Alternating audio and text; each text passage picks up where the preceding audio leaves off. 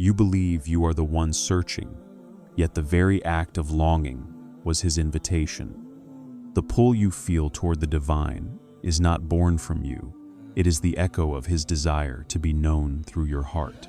Ibn Arabi said, "When love awakens within the seeker, it is because the beloved has already begun to move toward them." Every restlessness in the soul, every unanswered question, is a hidden knock from the one who seeks you in ways unseen.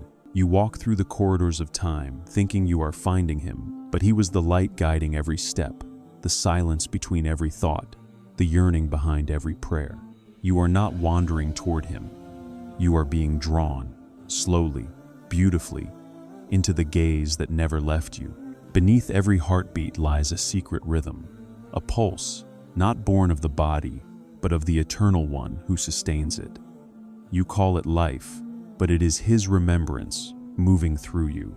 Every throb of longing, every sigh of love, is a trace of that hidden current.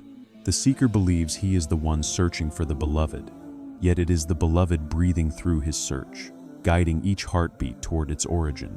The heart does not beat by choice, it beats by command, whispering times, return, return, asterisk, in every motion. There is a sound in silence that only the awakened hear, a quiet rhythm that ties all creation to its source. Mountains stand still, yet even they tremble with this pulse. The stars revolve by it, the oceans breathe through it, and the soul recognizes it as home. This rhythm is the divine attraction unseen, yet undeniable. The seeker calls it yearning. The mystic knows it as love, remembering itself. When the heart awakens to that pulse, the illusion of separation begins to fade. You stop believing you are lost, for the path begins to move beneath your feet. The steps you take were already written in the fabric of that vibration. Every direction you turn, every door you approach, was designed by the same unseen heartbeat that brought you into being. The hidden pulse is not confined to the heart of man. It hums within every atom of existence. Dust dances to it, winds move with it, fire flickers to its tempo. The universe itself is the echo of that first breath, the divine saying, asterisk, be, asterisk, and never taking it back. Each moment you live is the continuation of that command, the endless unfolding of his remembrance through you. Ibn Arabi said, "The soul does not travel, it remembers." The movement you feel is only the pulse of God guiding you back to awareness. What you call desire is his call vibrating within your being. When you love, it is not you who loves, it is he, loving himself through the mirror of your heart. Every yearning is a returning. This pulse does not speak in language, it speaks in presence. It does not demand belief, it invites recognition. You feel it most when the noise of the world falls silent, when you are neither thinking nor striving. In that pause, it hums beneath your breath like a secret you always knew. That is the divine seeking you, the eternal knocking from within. The seeker who listens to this hidden rhythm begins to live differently. He no longer chases signs, he becomes one. His actions flow without resistance. His thoughts align with unseen wisdom. The divine pulse becomes his compass, subtle but sure. It does not shout directions. It draws gently as a tide draws the moon. To feel that pulse is to realize you were never still. Even in despair, you were being carried. Even in confusion, you were being guided. The heart's pain was not punishment, but percussion, the beat that keeps you awake to the music of his nearness. The wound was never empty. It was the doorway for sound to enter. The beloved hides within the rhythm of your being, disguising himself as motion, time, and breath. Every inhale is his invitation. Every exhale, your response. The heart does not tire because it beats for him. When you rest into this awareness, effort dissolves, and the seeker disappears into the rhythm itself. This hidden pulse cannot be measured. It can only be felt. It cannot be owned or understood. It can only be surrendered to. When the ego tries to control it, it grows faint. When the soul bows in humility, it grows loud. To live by this pulse is to walk without fear, for even silence becomes a reminder that He is still moving through you. Every moment that breaks you also rebuilds you to its rhythm. The pulse does not stop when the heart is heavy. It grows stronger. It knows where to take you through joy, through loss, through awakening. It does not forget its destination, even when you do. Its song never ends, only deepens. The mystic learns that surrender is not stillness, it is participation. To align with the pulse is to move, as the universe moves not against the will of Allah, but within it. That alignment becomes peace, because nothing can harm what flows in harmony with the source. The seeker becomes the pulse itself, felt, not seen, known, not named. Every question you ever asked was answered through that rhythm. The pull you feel toward beauty, truth, and love is the divine, reminding you of your origin. You are not called to understand the music, only to listen. The mind doubts, the heart already knows. The pulse teaches without words, and its lessons echo forever. There are moments when life feels still, when you think the music has stopped, but even silence vibrates. The absence you feel is not emptiness, it is depth. The beloved hides sometimes, not to punish you, but to let you hear your own heart beating in His stead. And when you do, you realize it was never your heartbeat at all. This pulse connects all who seek. Across centuries, deserts, and prayers, it hums the same name through every heart that listens. What unites all lovers of God is not doctrine, but resonance, the shared rhythm of remembrance. Every soul that loves is another note in this divine symphony, another echo returning home. The seeker cannot rush the rhythm, for it moves beyond time. It beats through eternity, carrying every soul at the pace of its readiness. You cannot lose what beats within you.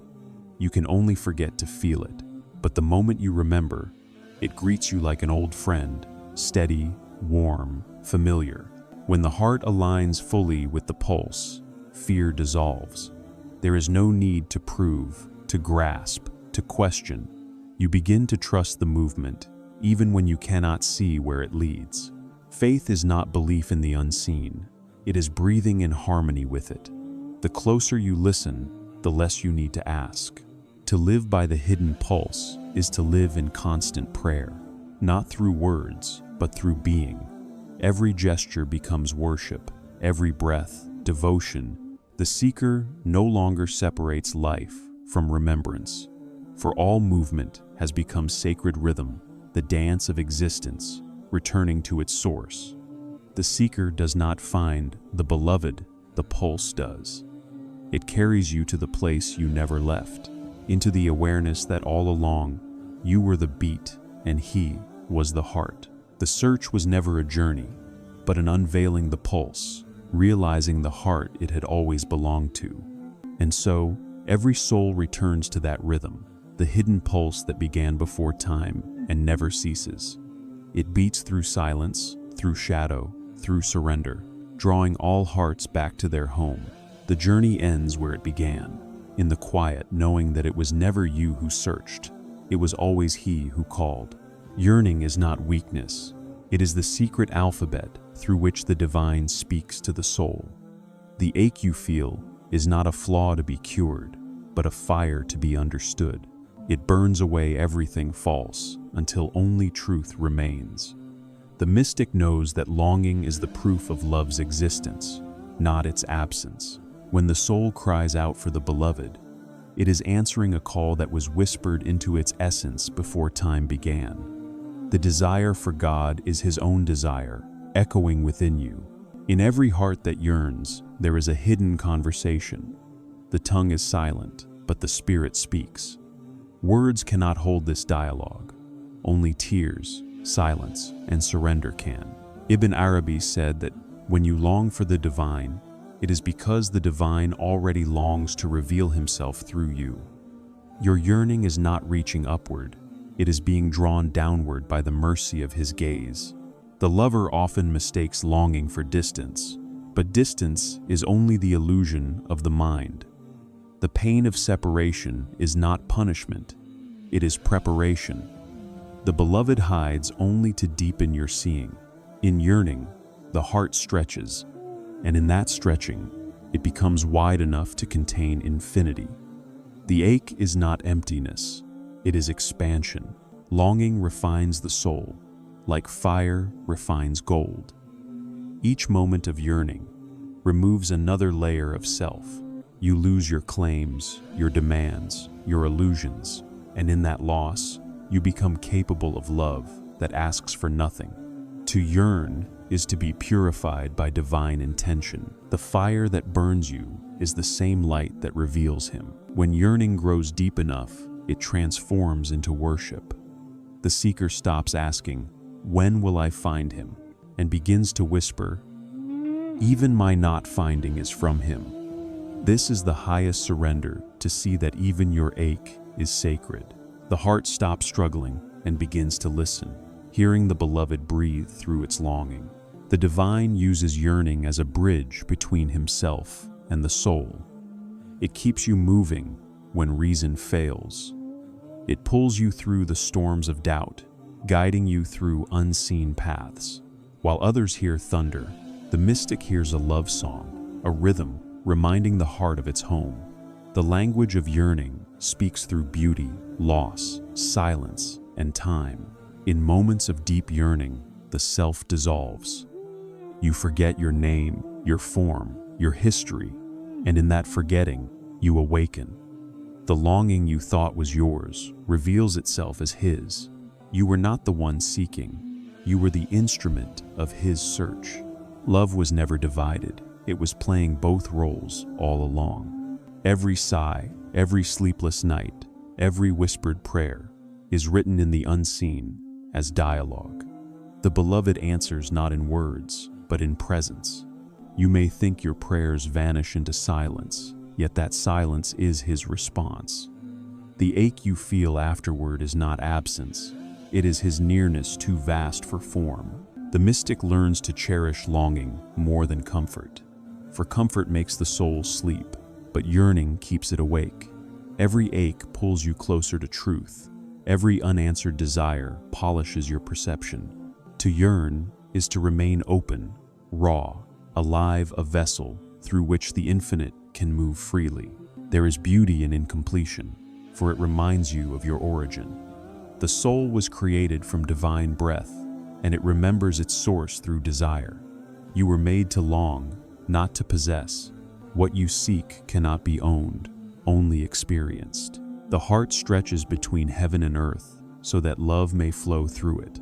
When yearning reaches its depth, it becomes stillness, not because it ends, but because it fulfills itself. The longing no longer burns, it glows. You begin to understand that what you sought was never beyond your reach. The beloved had always been the air in your lungs, the rhythm in your heart, the quiet that carried your pain. The divine speaks in the grammar of yearning because it transcends intellect. Thoughts can be argued, but longing cannot be silenced. It is truth disguised as hunger, mercy clothed as ache.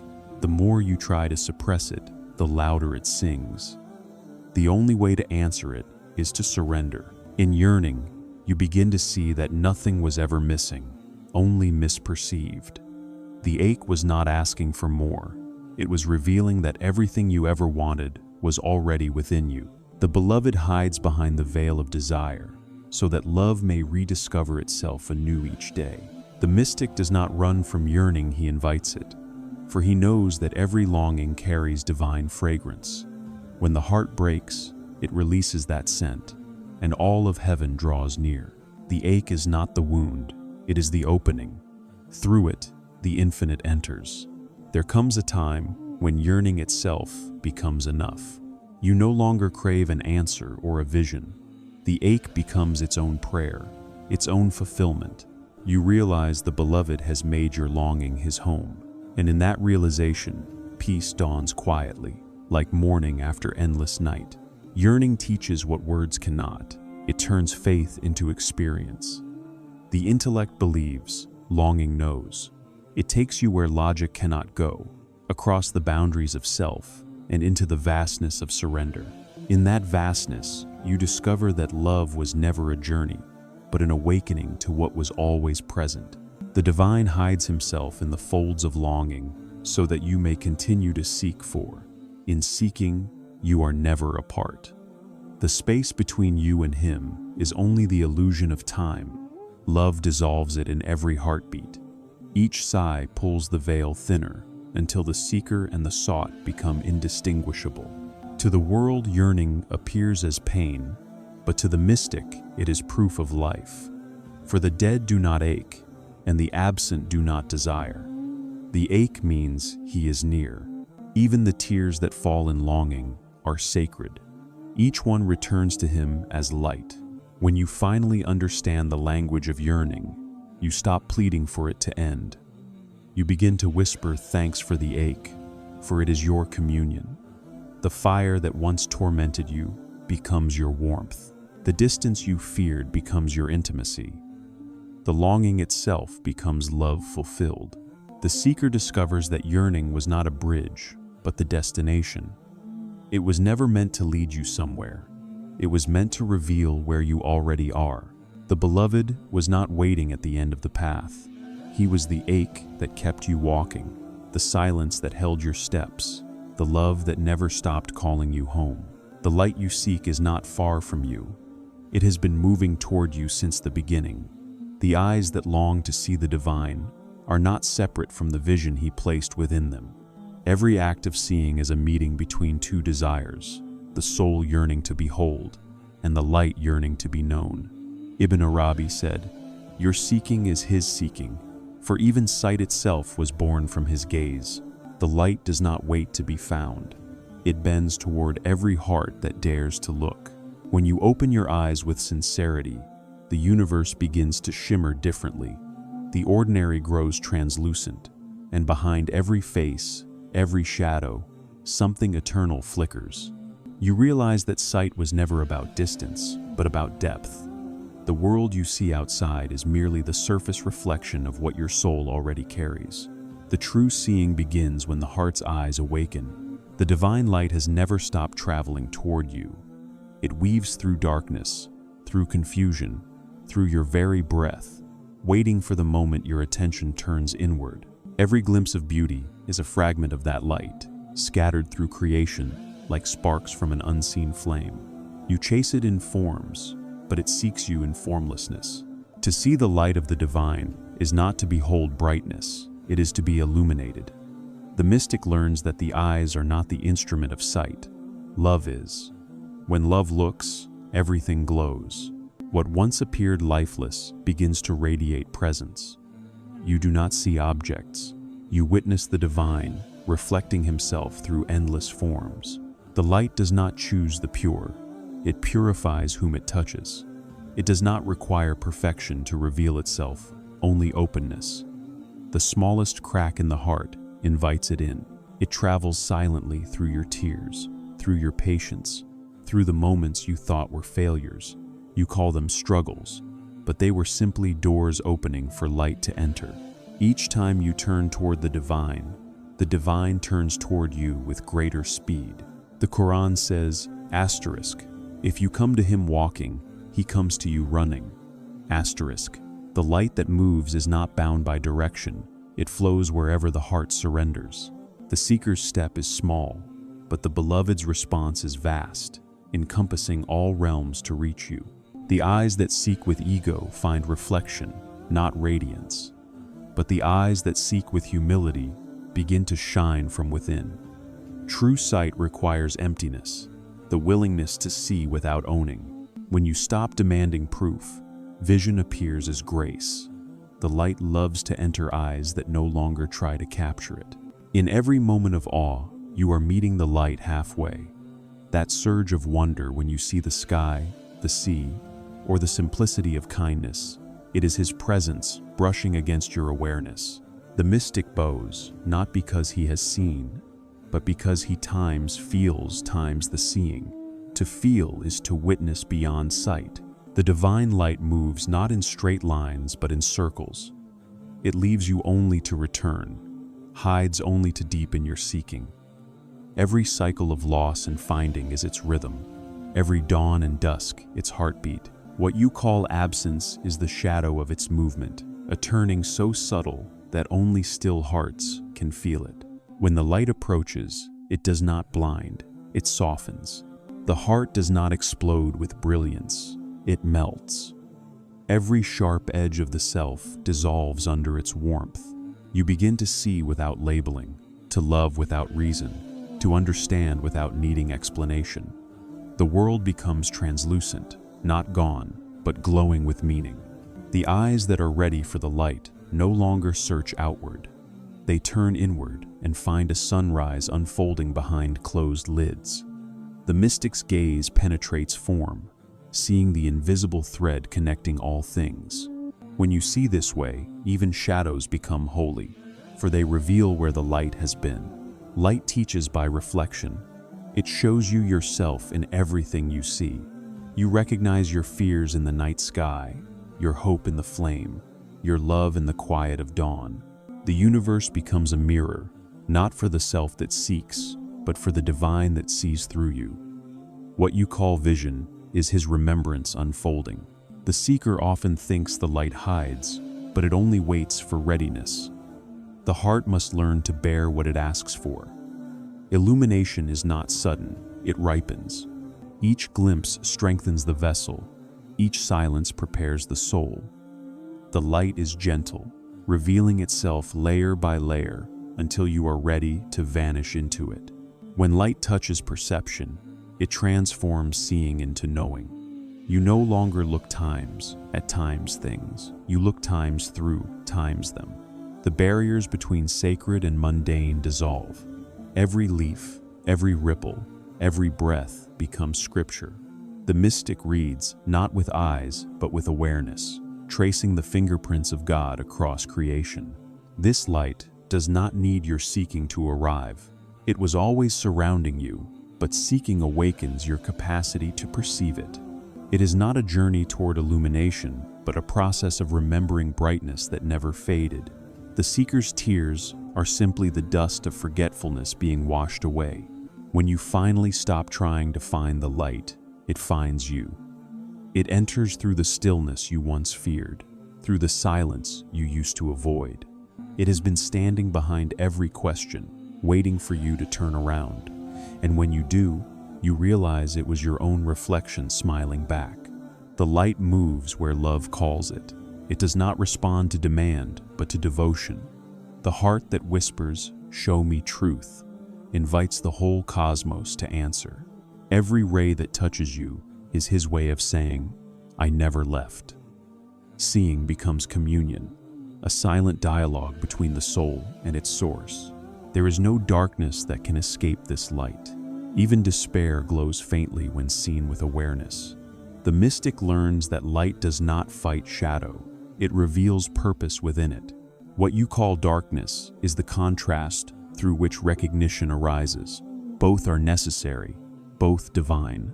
When light and vision merge, the seeker disappears. The eyes that once searched dissolve into the gaze that watches all things.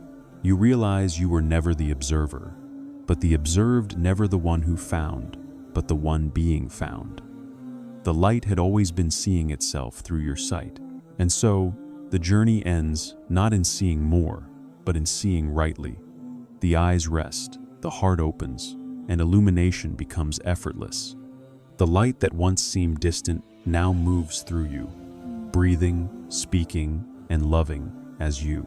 The seeker becomes the flame, not separate from what was sought, but the very glow through which the beloved reveals his eternal presence. Every step you take toward the divine is not the beginning of a journey, it is the echo of one already completed. The path unfolds beneath your feet, not because you move, but because his will has already moved through you. Before your thought became prayer, it was answered in the unseen. Ibn Arabi said, "Your asking is a remembrance of what has already been granted. You do not walk to reach him, you walk to awaken to what he has written within you." Fate is not a chain that binds, but a river that carries. You may think you are choosing direction, but the current knows the destination long before your desire does. Every detour, every delay, every stumble was woven into the rhythm of your return. What feels like uncertainty is divine choreography, each moment rising and falling in harmony with a plan too vast for comprehension. The seeker cries out, "Guide me," unaware that the cry itself is guidance. The longing that urges you to move is not yours, it is His. Whisper inside your being. When you ask for the way, the asking is proof that the way has already been set. The divine answers not after you speak, but through your speech itself. The call and the response are born in the same breath. When you walk, the earth beneath you responds, for it too moves by His command. The air that fills your lungs, the silence between your thoughts, all conspire to remind you that destiny is not somewhere ahead. It is happening now, in every heartbeat.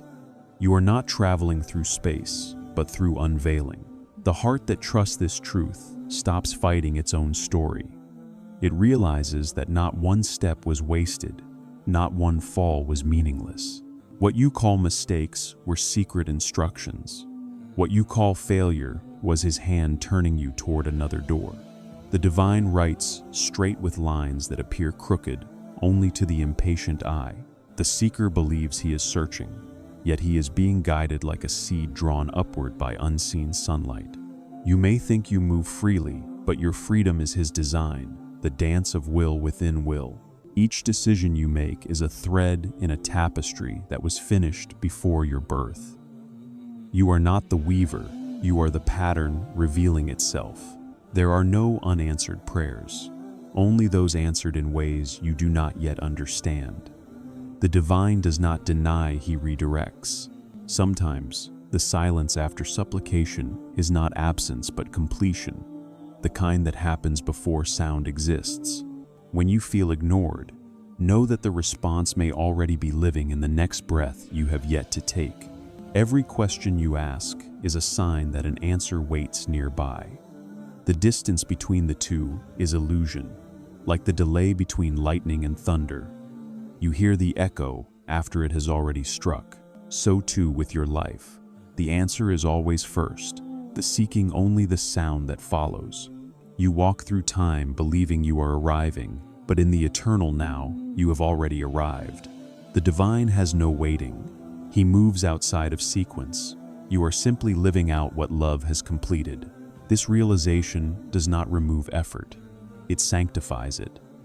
Your striving becomes worship. Your surrender becomes participation in divine will. When you understand that each step is answered, patience becomes ease. You stop rushing, stop resisting, and begin to trust the quiet rhythm of unfolding. There is no need to wrestle with fate, for it moves from mercy, not punishment.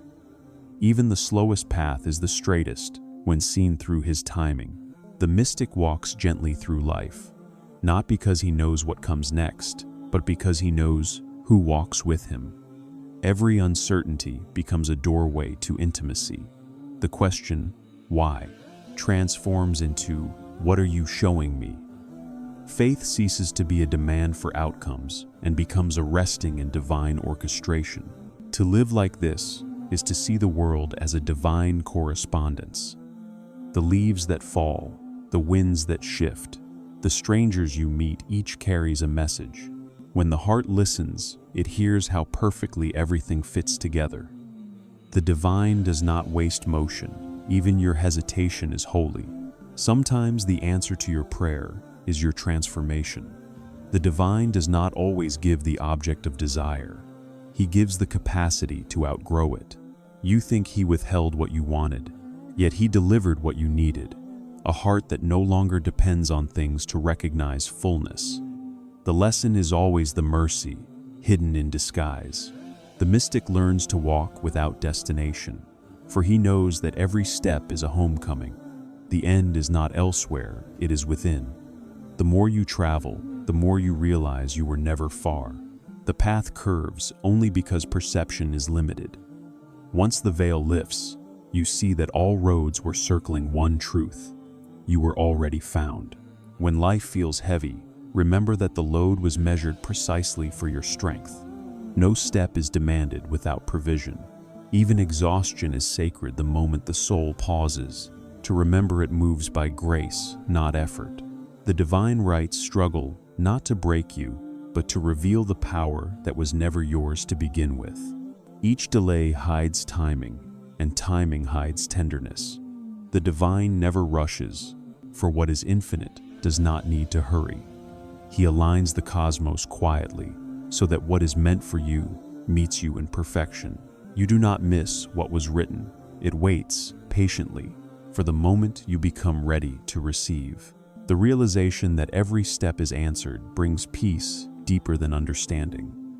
You no longer question why, for you see the beauty in how. Even chaos begins to hum with symmetry. You recognize that fate was never a prison. It was a melody written by the one who conducts without sound. When the heart surrenders to this truth, gratitude replaces control.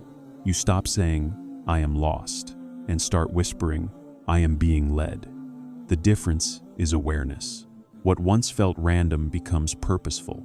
What once felt empty becomes full. The unseen becomes enough. To know that every step is answered is to walk in trust. You no longer look backward in regret or forward in fear. The present becomes sacred ground, the place where eternity touches time. Here, you discover that guidance is not ahead of you. It is within you, pulsing with each breath. You will see it clearly.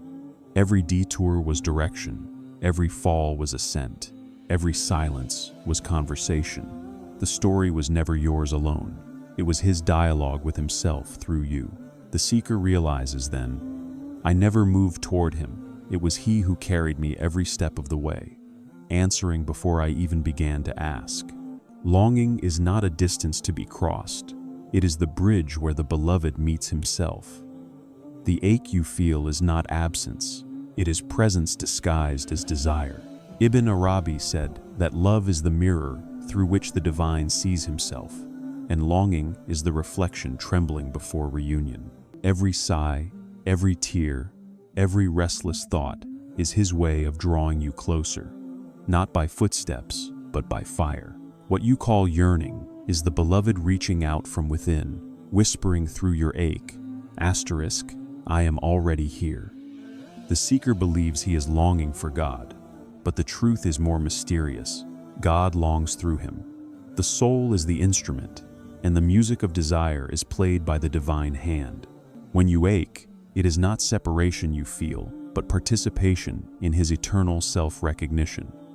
The lover and the beloved are two names for one pulse, echoing through the chambers of being. Love is the language. Longing is its accent. Every form of love in this world is a reflection of that secret union. The heart that breaks open for beauty, kindness, or truth is not mistaken, it is remembering. What we call attraction is the soul recognizing fragments of the infinite hidden in creation. You are drawn not to what is outside, but to what has always lived within. The beloved wears countless faces, so that longing never ends. Longing is the fire that burns illusion. It consumes the false walls the self has built, until only surrender remains. The mystic understands that the pain of separation is sacred. It is the refining flame that transforms seeking into seeing. The beloved hides himself behind desire so that you may learn the holiness of incompleteness. Without the ache, there would be no awakening. The union between longing and the beloved is not something to achieve, it is something to remember. Before the soul took form, it rested in perfect nearness.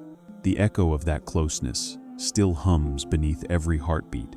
Longing is simply memory dressed in emotion.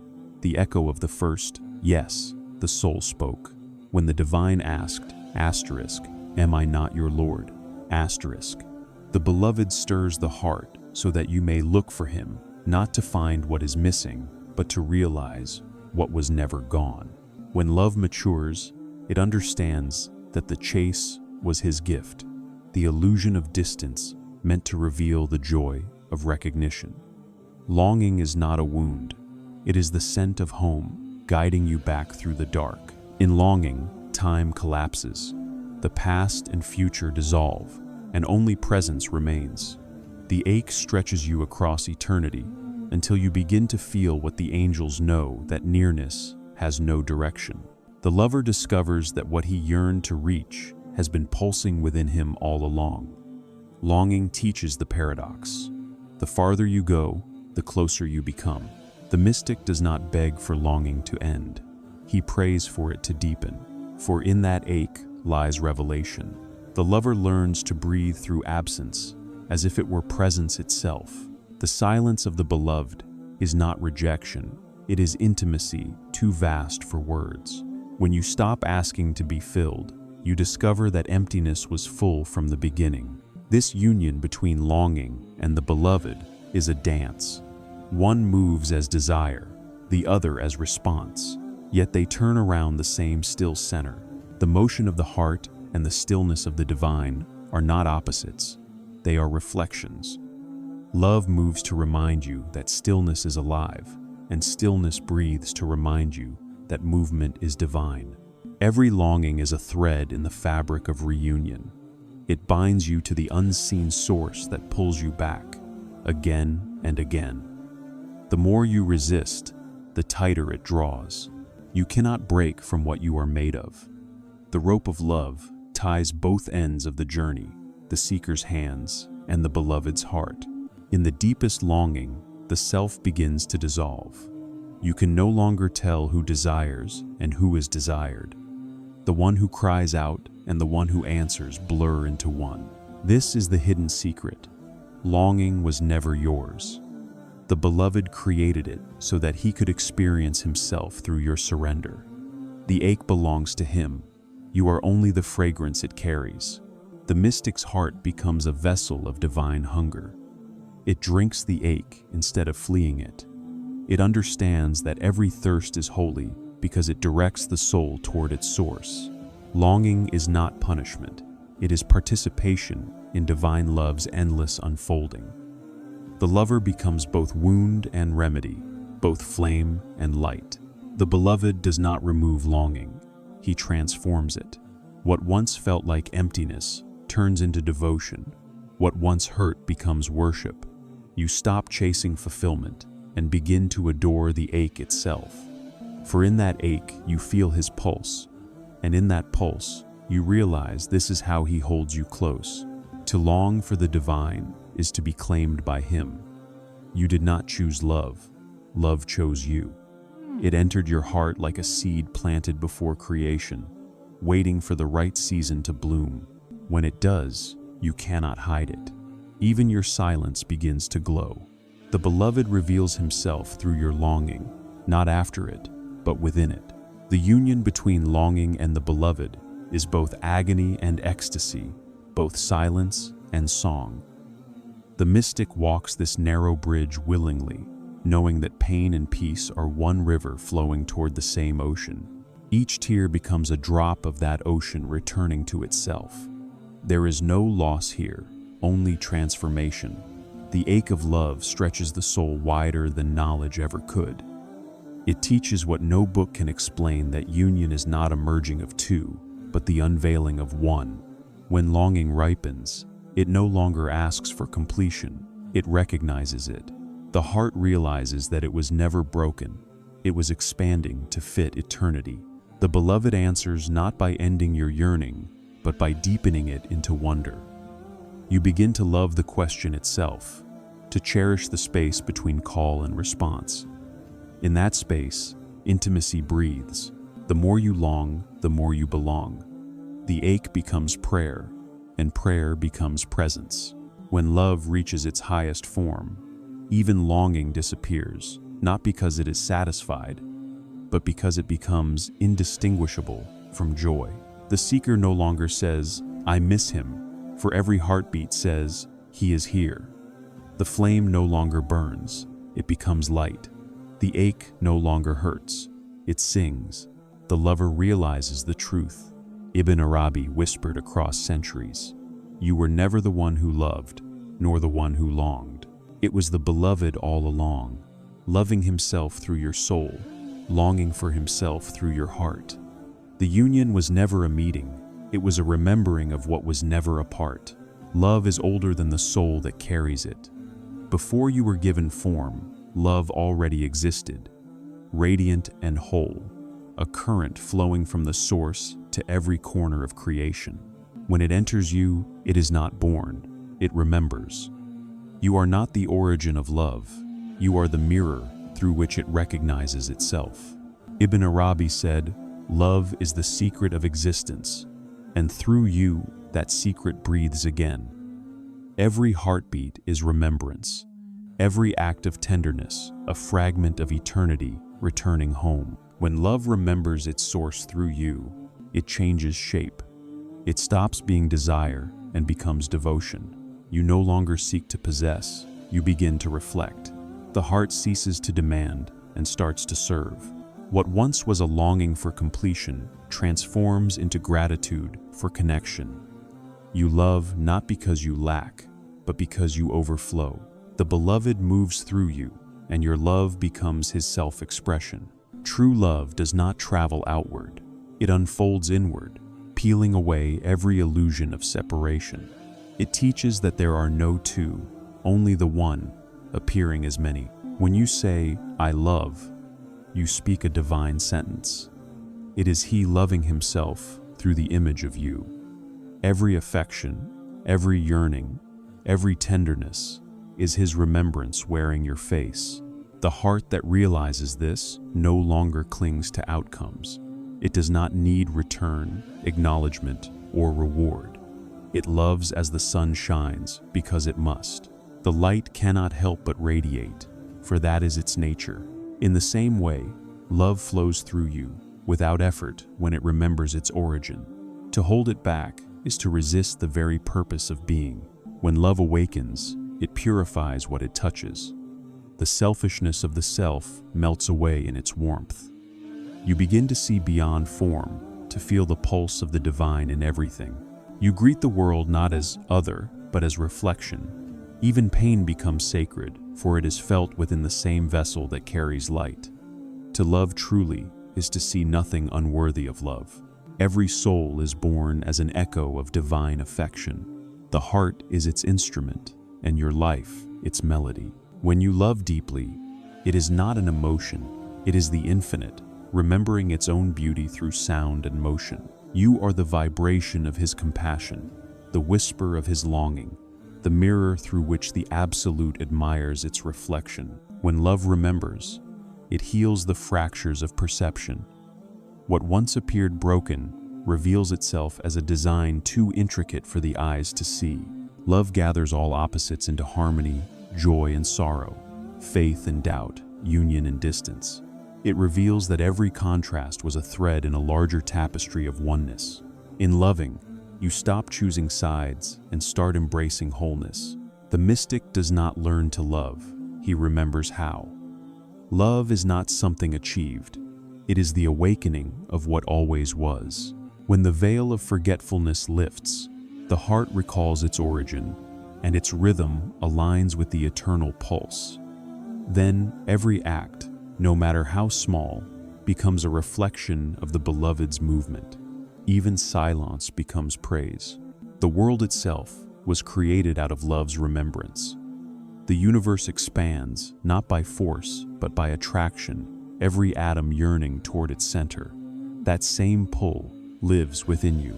The gravity that draws the stars together is the same longing that draws the heart toward God. You are both creation and Creator's memory, bound together in one endless dance of love, remembering itself. When love remembers its source through you, you begin to see differently. The stranger becomes a mirror, the wound becomes instruction, and the familiar becomes divine. The eyes that once looked for proof now look with understanding. You stop asking, "Where is he?" and start seeing, "There is nothing but him." Love's remembrance strips you of titles, roles, and names. It leaves you bare before the infinite, yet completely adorned in light. The self that once demanded attention becomes the silence that listens. In that silence, the beloved speaks, not in words, but in presence. You realize that love never sought approval. It sought awareness. When love flows unhindered, it sanctifies the ordinary. Pouring water becomes worship. Breathing becomes prayer. Work becomes service. Every gesture echoes the rhythm of divine compassion. The mystic no longer divides sacred from mundane, for he knows the same love animates both. The source is not elsewhere. It is here, disguised as life. The remembrance of love transforms perception into revelation. The heart that remembers becomes a window, not a container. You cannot hold love, you can only be transparent to it. The clearer you become, the brighter it shines through. The mystic polishes the mirror of the heart, not to see himself, but to let the light see itself without distortion. Love remembers, even when you forget. It waits patiently beneath your fears, beneath your failures, beneath every wall you build. The moment you pause and listen, it rises again, untouched, uncorrupted, eternal. The divine never stops loving. He only waits for you to remember that you are the place where his love resides. When love remembers its source, separation loses meaning. The lover no longer seeks union, for union was never lost. What once was effort becomes recognition. You realize that to love anyone or anything is to love the one, for there is no other in truth. The river of affection always flows back to its ocean. Through remembrance, love turns suffering into offering. The heart learns to give without keeping. Even in heartbreak, love endures not as pain, but as purity.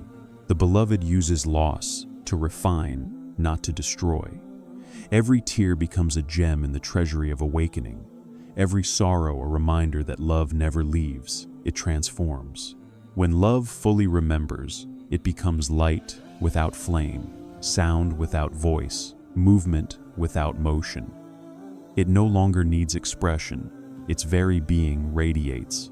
Those who encounter such love feel peace without reason, warmth without words. It is not a love that asks, it is a love that times is. Asterisk. In this remembrance, the boundaries of you dissolve. The heart that thought it contained love realizes it was contained by it all along. You were not the vessel. You were the reflection inside the vessel, shimmering with the light of the unseen. To love is to disappear into that illumination, willingly, joyfully, endlessly. And when love remembers completely, it no longer moves through you, it becomes you. The lover, the beloved, and the love itself merge into one radiant awareness. The journey ends not in finding the source, but in realizing you were its echo. Love remembers through you so that the infinite can whisper once more through form. Asterisk. I was never apart from myself. Before time began its counting, before space had direction, the story of reunion was already written. The soul agreed to forget so that love could rediscover itself. What you call the search is not a journey forward, but a remembering backward, a gentle unfolding of a meeting that has already taken place. Ibn Arabi said that every soul's longing is a reflection of this eternal covenant, the promise whispered before creation. Asterisk.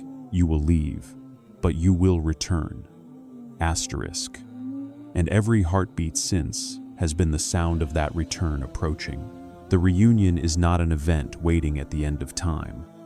It is the pulse beneath all moments. Every joy you feel, every tear you shed, every glimpse of beauty that stops your breath, all are fragments of the reunion's echo. The divine hides himself in time so that the timeless can be tasted in motion. You are not walking toward the beloved. You are circling the memory of a meeting too vast for form. Each soul carries within it a faint remembrance, a vibration older than the stars. When the heart awakens, that vibration grows louder, guiding you through the labyrinth of life. You mistake it for longing, but it is direction. The ache is the map. The yearning is the path. The reunion does not happen by discovery, but by surrendering into what has always been true. The first separation was never real.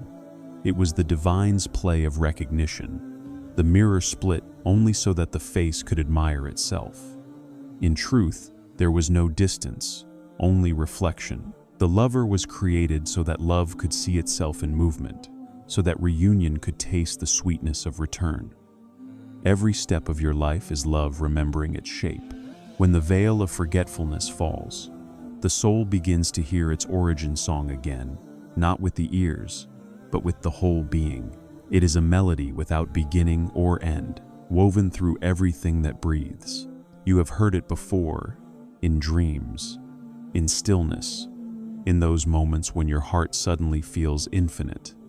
That is the music of the reunion calling itself home. The divine writes in circles, not lines. What departs must return, not as repetition, but as revelation. You were sent into form, not to be lost, but to see the beloved from 1,000 new angles. Every face you meet, every beauty that stirs you, every pain that softens you, all are facets of the same diamond, reflecting the one light of reunion. The mystic learns that reunion is not found by movement, but by memory. The journey does not lead you somewhere new. It clears the dust from what was always here. When the soul awakens fully, it gasps not in surprise, but in recognition. You do not say, "I have found you," but whisper, "I have returned." Even your longing was pre-written, sculpted into the fabric of your being, so that the reunion would not be forgotten. The divine placed absence inside you as a compass pointing home. Each time you feel the ache of separation, it is the beloved reminding you of the covenant. Your sorrow is sacred. It keeps you remembering. In the unseen realm, you have never stopped gazing upon him. The separation exists only in perception, not in essence. You stand before him now, as you always have, wrapped in veils of form and story. The moment you realize this, the veils dissolve like morning mist, and the eyes that search meet the gaze that has never looked away. Time exists to teach you what eternity means. The years you spend searching are a divine illusion, the measure of love's patience. Every season of loss, every silence of heaven, every unanswered prayer is a chapter in the book of return.